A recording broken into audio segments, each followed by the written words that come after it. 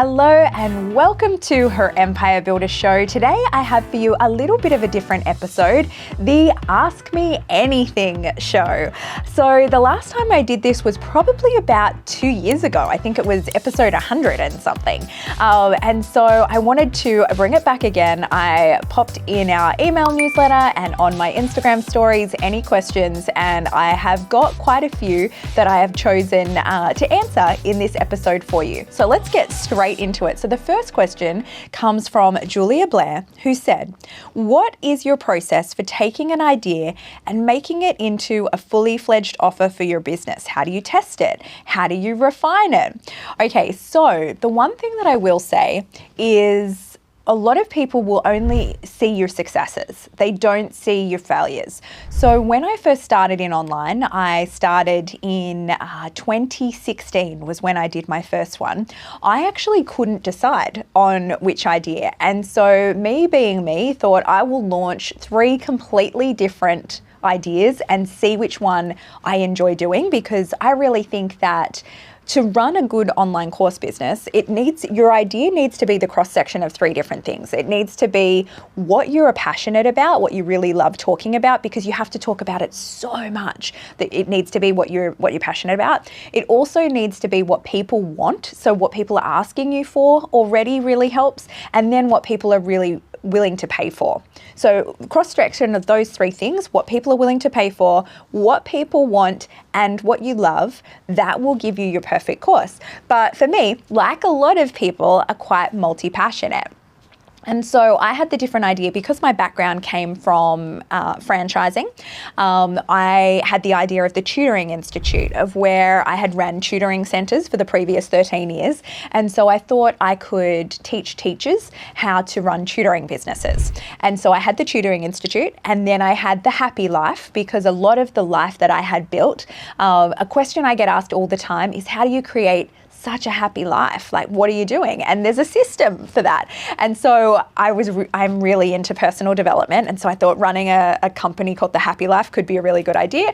And then I had Scale Up. And Scale Up was how to systemize your business for scale, because I had just obviously done that and built my business, systemized it, scaled it, and then sold it with a successful exit. And so I had these 3 different pillars, and I was like, how will I know which one is going to be the right one? And I wasn't willing to just sprint off in one direction. So what I did was I started all of them. I shared them all with the different segments of my audience. So I already had quite a bit of a personal brand. So I was kind of got a head start with that, because I already had a personal brand going. But with anyone that I knew that was a teacher, I sent it directly to them for the Tutoring Institute. For anyone I knew that had service-based business, I sent them Scale Up. And for anyone else that I knew on my personal Facebook page, I sent the Happy Life. I ran a live event for each of them so that I could get a feel of, like, what was I enjoying? What was I liking doing? And truth be told, I liked the Happy Life and Scale Up. Tutoring Institute, because I've been doing that for 13 years running tutoring centres, I was like, you know what, if I have to talk about this for another 13 years, I'm going to stick skewers into my eyeballs. This is not something I want to do. So that was an easy out, because I knew that I didn't want to talk about it again and again. Whereas Happy Life and Scale Up, I had about the same amount of people that were coming into it, and I was enjoying both a lot. And so really what made the decision in that was I always look at it in the most commercial way possible. What am I going to enjoy? What is going to feel impactful? And what is going to make me the most money? They're really the 3 things that I look at. And I knew that from a commercial point of view, Scale Up, like servicing business owners have a lot more money than general consumers. And so I wanted to go in that direction. If I wanted to make more money out of the Happy Life, I would have to go greater volume. I would have to go low cost, greater volume, of which some people love that.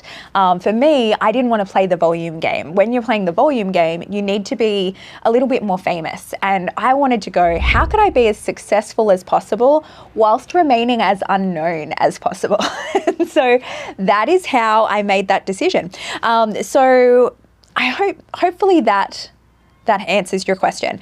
Testing and refining. So I'm always testing and refining. Every time I've put a new course out, so, you know, most of my business at the moment runs off Her Empire Builder, our membership, but then we also have Idea to Launch, which I'm doing a re-recording of right now.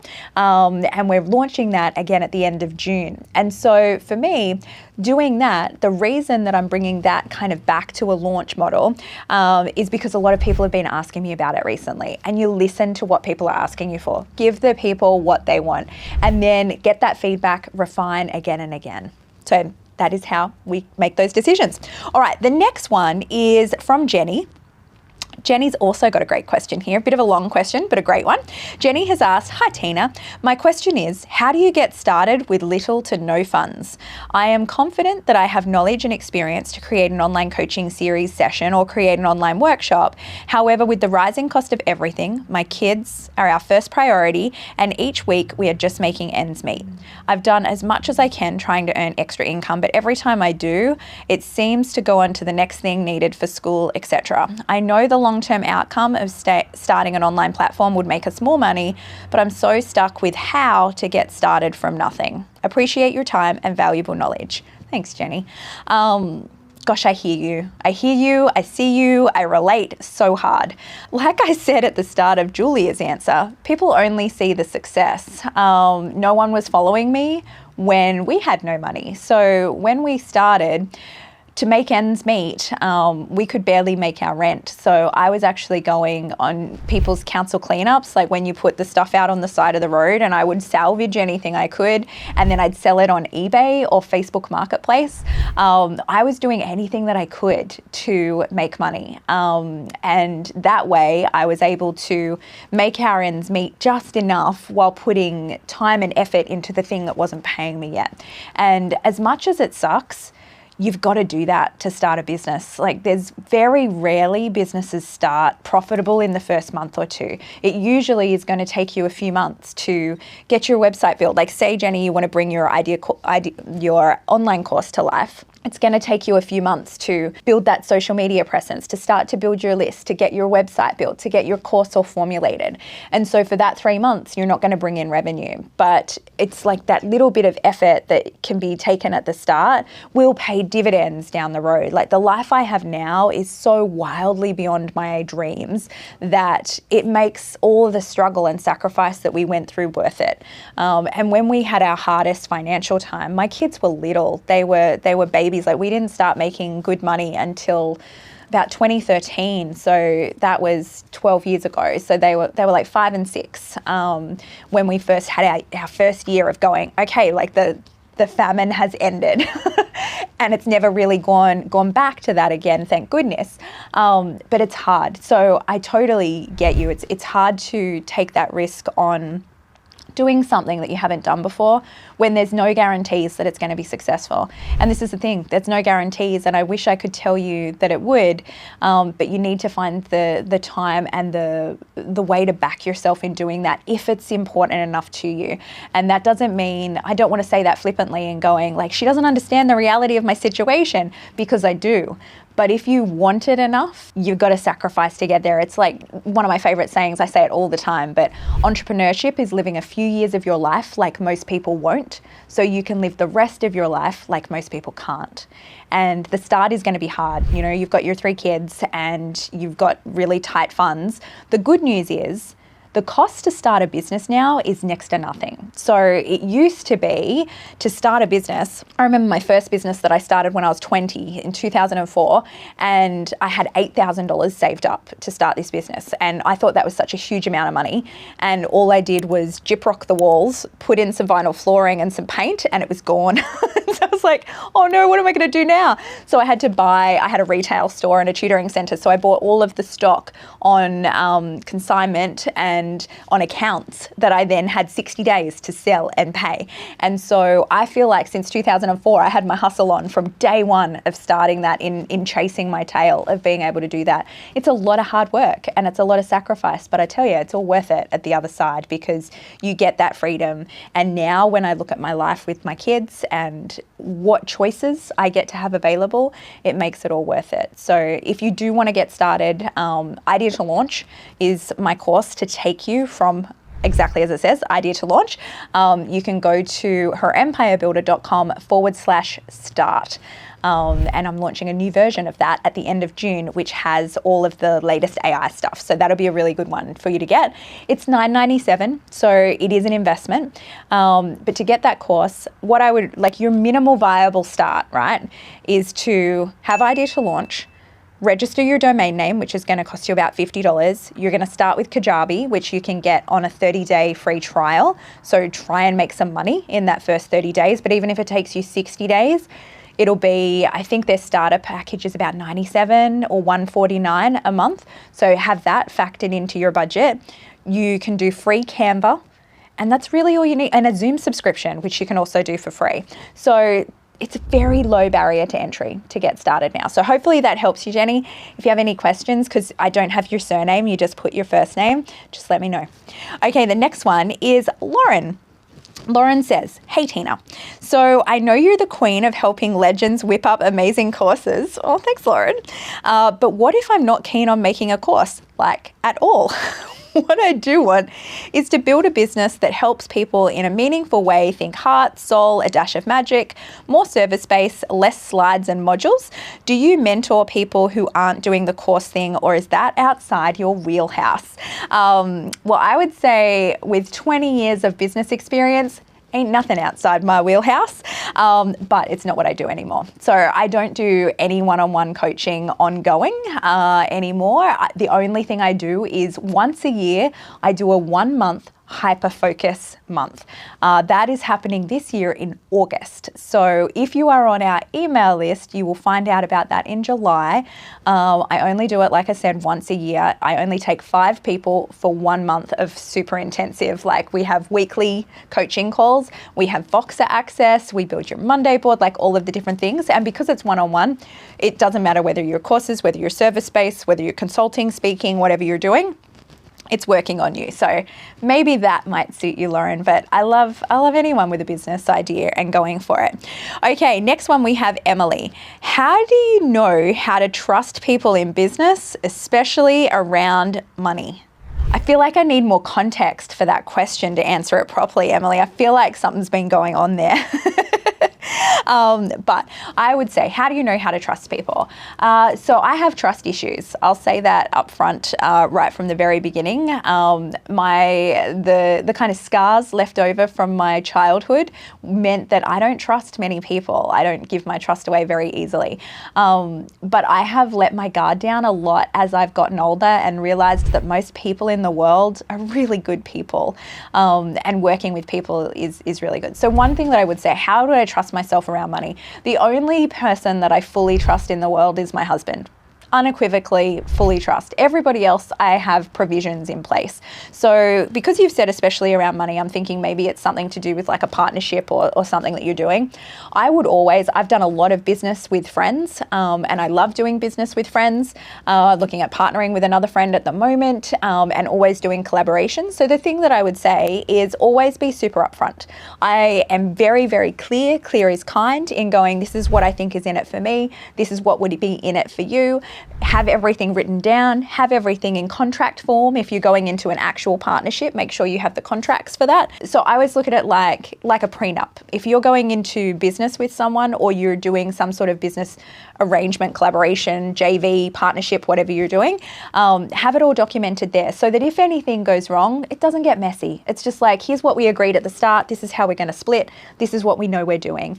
So I would always, trusting people with my money, I take full responsibility over my money myself, even when it comes to my accountant. They're advising, but it's my responsibility. So I think when it comes to money, you've got to take responsibility for yourself and look after yourself and protect yourself in there as well. Okay, next question comes from Smart Women Create. If you were just starting out and needed to make money ASAP, what would be 3 things you would do? Okay, so if I just am starting out again, what I would do It depends on your background. So I can answer what I would do, but for you and everybody listening, it depends on what your background is. So for me, what I would do if I was just starting out, you've got low volume. So even the first time you launch your course. So if I take it back to when I first did Scale Up, I had 4 members in Scale Up the first time that I started. So while it was good at $4.99 a month, it was definitely not enough to live on. And so I had to supplement that with things in between until I got enough volume to be able to have that sustainable. The next launch, we then had 6 people, and then I switched over to Her Empire Builder, which was when everything completely took off. But what I padded that out for was mainly coaching and done for you services. So for most people, especially if you're looking at the online course side of the world, you've got expertise, you've got knowledge. So what I would do is start one-on-one consulting, coaching, until you get that one-to-many off the ground. So you're going to start with your one-on-one, you're going to build that up. That's going to give you really good revenue, but it doesn't give you massive time freedom or scalability. What we want to do is we want to have time freedom and scalability. So you start building your one-to-many courses, but you're going to not shoot yourself in the foot. You're going to keep running your one-to-one until your one-to-many starts to kind of overtake that. And it's going to depend on everyone's kind of risk appetite and how much money you need to live in order to do that. So for me, for example, I've been the breadwinner of our family for the last 13 years. So I didn't have the luxury or the opportunity of going, I'm going to put everything into the one-to-many and I'm going to drop down the one-to-one because I needed that money to pay our mortgage and our groceries and school fees and all the different things that are involved in life. And so that time is going to be tight. You're going to be working the hardest in that messy middle. But a great saying that Oprah says is, do what you've got to do until you can do what you want to do. And I love that quote because I do think it takes, people will talk about only do the things that light you up. But sometimes it's kind of grit in time, it's build time. And so until you get that scalability, until you get that freedom, you've just got to do what you got to do. So get in there, do what you got to do.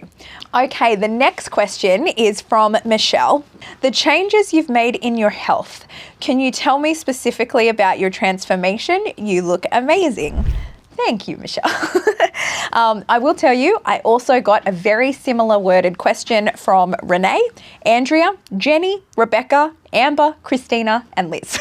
So a lot of people, I actually got more questions submitted relating to my health and weight loss than I did about business. Go figure on that one. What I will say is, I am not a health influencer. I am very reluctant to talk publicly about health because I think health is such a personal journey. Everyone's got such different backgrounds and what they're doing. But the last few years, I have put a lot of time and effort into my health. And when you say what have you done? There's probably nothing I haven't done. Everything that's available, I have done. There we go. Okay, the next question is Janine. Your take on social media trends. How would you approach it if you were just starting out now? Okay, so Janine, probably the bad news. There's bad news and good news. Good news is I think it's easier because there's a lot less barrier to entry and there's a lot less judgment because so many are doing it. So I think that's the good news. The bad news is because so many are doing it, the competition and getting seen is much harder. Standing out from the crowd is much harder than what it used to be. So when I started, for example, one of my claims to fame was I got to $1 million a year in revenue without spending a cent on ads. So I did no Facebook marketing and just did it all through organic marketing. I am not sure if I started from scratch now, whether that would actually be possible, because getting from zero to your first 1,000, and I think that's the hardest part, 0 to 1,000. There's a great article by Kevin Kelly called 1,000 True Fans, and I think that really applies here. So going from 0 to 1,000 is the hardest part, and I think doing that organically now would be much slower than it was then because it's harder to get that traction and harder to get those eyeballs when there's so much competition. So what I would be doing is following the same strategy of organic marketing in terms of Like inside Her Empire Builder, we have our value marketing method that we talk about and our social media, like social spark framework that we go through with social media. And that is sharing different content pillars every week, like thought leadership, customer and team spotlight, having some fun and engaging posts, some promo of your services, and something else that I can't remember. But when we go through all of those, you still want to be sharing all of that, and you want to do it in all different formats. You want to be doing Instagram stories. You want to be doing lives on LinkedIn and Facebook and Instagram. You want to be doing reels, carousels, static posts, because you don't necessarily know what is going to be picked up by the algorithm at what time. So you want to be doing a little bit of everything, which I know sounds like a lot, right? It is a lot. If you want to go from obscurity to like thousands and thousands of people following you online, you need to be entertaining, you need to put effort in there, you need to be educational, you need to be all the things. Because otherwise people will find someone else to tune into who's going to give them all of that entertainment and education in there. So it is a lot, but the other thing that I would do now, if I was starting from scratch, is just running like a $5 a day ad to my lead magnets, just to list growth, just to get more eyeballs on it, because I think that that would be a far quicker, more effective way to get where I wanted to go without waiting for organic to really take hold. The only way around that is if you're going on a lot of people's podcasts so that you're expanding your audience that way, or if you're speaking on stages, that is also going to be really helpful. Okay, my final one is from Kirsty, and Kirsty has asked, what is the most common struggle you see with clients and what advice would you give? There's a few actually, but the one that I will focus on here is people get stuck because they're afraid of failing. That is the most common struggle. Too often, so like when you follow Idea to Launch is my course I talked about before that takes people from nothing but an idea in your mind to a fully launched course. Now, it has been set out so that you can complete it in 8 weeks. If you wanted to take it a little bit slow, you could do it in 12 weeks. So when people are like full-time employment, I always say go like allow 12 weeks to be able to do it because your time's going to be a little bit more limited. But what I find is people will get 3 months in and they're still on module 1, and there is no reason to be still on module 1. Now, there has never been an easier time to get started. Like what we have, the AI tools we have available, and I'm just re-recorded the course this week. So it's being released at the end of June, our new version, and that has all of the AI in it. And I tell you what used to take hours and hours and hours to do is now like a 5-minute job. It's insane. And so I look at it and I go, all right, if you're still there and 4 weeks later, you're not through module 1 and you haven't implemented, why? What is stopping you? It's not the strategy. It's not knowing what to do next, because what to do next is all there. It's because we get in our heads. It's because we sit there and we worry, have I chosen the right thing? Is this going to work? Should I be doing this instead? Do I look good enough? Am I smart enough? Am I expert enough? Like all of the different self-talk that goes on. And so while I'm a strategist, I am big on the strategy. I do think the thing that holds people back the most, the thing that people struggle with the most, is how to get themselves to do the thing that they want to do in order to get the result that they want. And that is a very personal journey, because for some people, like, we're complex as humans. We're both simple and complex. But when I look at it, I go, that is, to me, as a business owner, there is no greater personal development journey you can go on, because constantly you having to move through your edge. You get to the edge of everything you know how to do, you have done. If you want to go further, you have to learn to do something you've never done before. You have to learn new information and have to take that and implement that. And that's going to mean making a lot of mistakes. It's going to mean trialing, failing. Like, trial and error is all constant curious experiment is part of the game. You're going to have to figure out, okay, I've made the mistake, I've fallen flat on my face. I'm not going to take it personally. Like, I don't take failure personally, ever. There is never a moment where I think I made a mistake and then I sit down and I think, I am a failure. Like, that doesn't happen to me. I do think I failed and this failed, but I don't take it on as I am a failure. I actually know, because I've learnt this over the time, because I've failed, pushed through, moved on, tried something else and then it works, I just know that I'm on my way. I can learn. I truly believe that I have the ability to learn, adapt and implement anything I want to. If I want it badly enough, I'm unstoppable. There is nothing that I cannot do, because I have proven to myself that I can take nothing but an idea in my head, a little concept, and I can flesh it out and I can figure out my way to get to the other side. And I've only done that because I've failed so many times and then had to recover from that and then prove to myself again and again that I can do hard things. And I think that is what people are petrified of. I think people are really afraid of making mistakes without realizing everybody that's ever gotten to anywhere makes so many mistakes. You just don't see it all the time. And I mean, I think on a weekly basis, I make mistakes, I do the wrong thing, I've got to figure it out and try again. And then you get there and it's like, yes, it's the best moment ever when you think, gosh, my back's against a wall. Can I do this? Can I not do this? And you've got to like figure it out. You've got to use your creativity. You've got to go try this, try that. This worked, that didn't work. That was like 2 steps forward, 1 step back. And a lot of people find that like really excruciating. I find it nothing but exciting. Like, this is the game.